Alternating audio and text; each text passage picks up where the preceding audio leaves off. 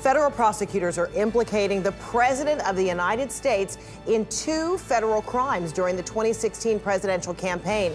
The stunning new memos give us an unprecedented look into the probe and say former attorney Michael Cohen acted, I'm quoting now, at the direction of Donald Trump when he committed campaign finance violations for hush money payments to adult film star Stormy Daniels and former Playboy model Karen McDougal.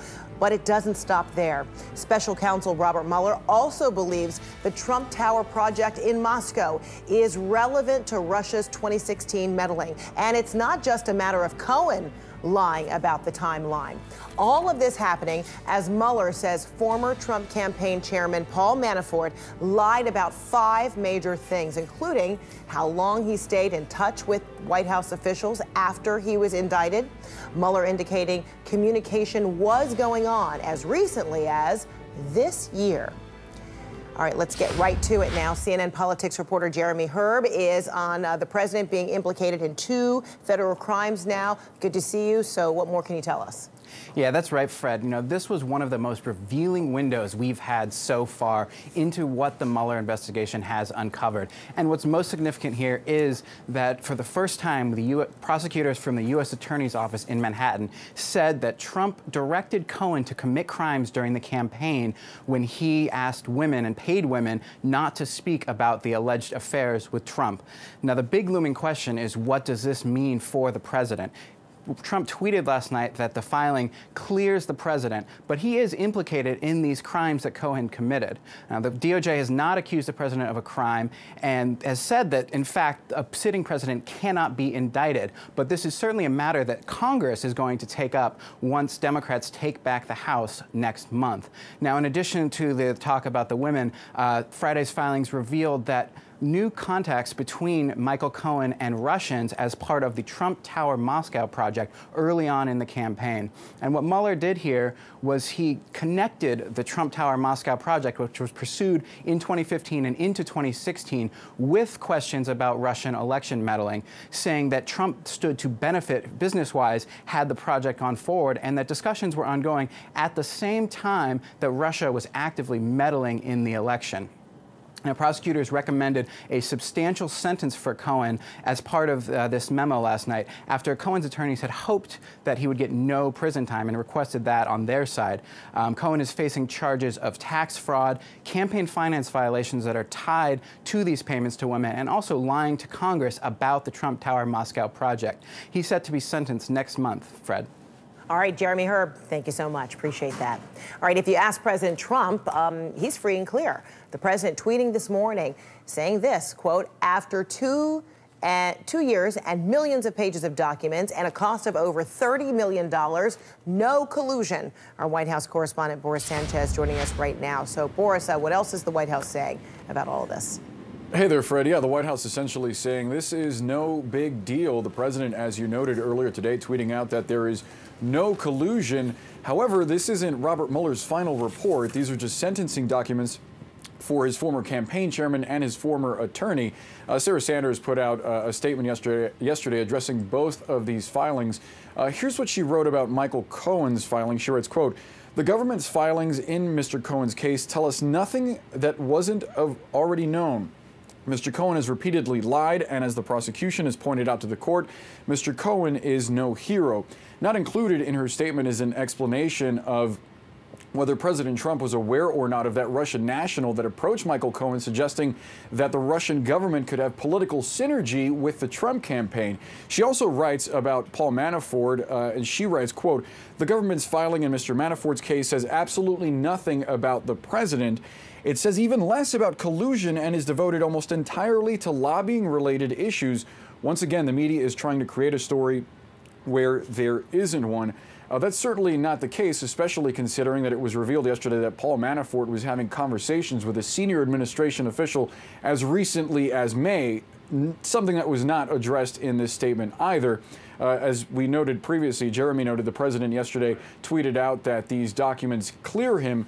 The question of whether he understands that he is individual one in these documents is still out there. Of course, Individual 1 directed Michael Cohen to commit campaign finance violations. We'll get a chance to ask the president that as he departs the White House later today. He's heading to Philadelphia to attend the Army-Navy game, Fred. All right. He doesn't usually, pass up an opportunity to speak. So we'll see if he'll do that today.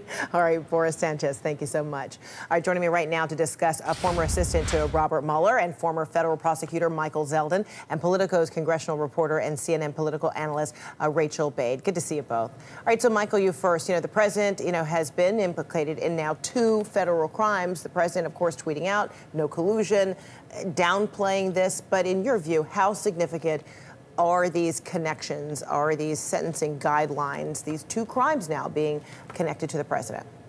Well, the Southern District of New York has determined in its pleadings that Michael Cohen committed felonies at the direction of the president, then candidate Trump, and therefore, by inference, the president has likewise committed 2 crimes. Whether they would ever be prosecuted by a prosecutor, leave aside whether or not you can indict and prosecute a sitting president, is probably unlikely. These are cases that require a lot of complicated proof about the intent to influence the election. But that all aside, this is what the Southern District of New York says. The president instructed Cohen to violate the law. And there's just no way that that's helpful to anybody.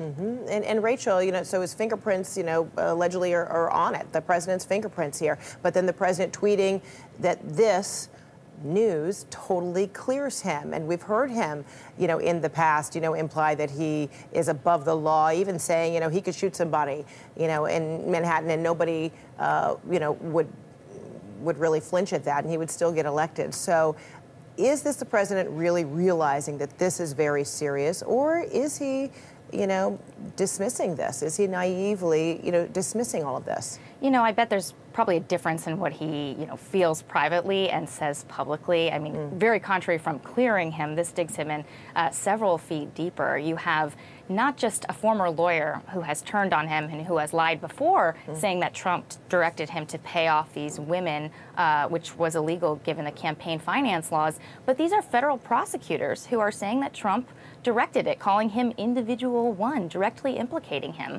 Another thing I would say is, the plot is really thickening when it comes to the whole collusion aspect and question of collusion.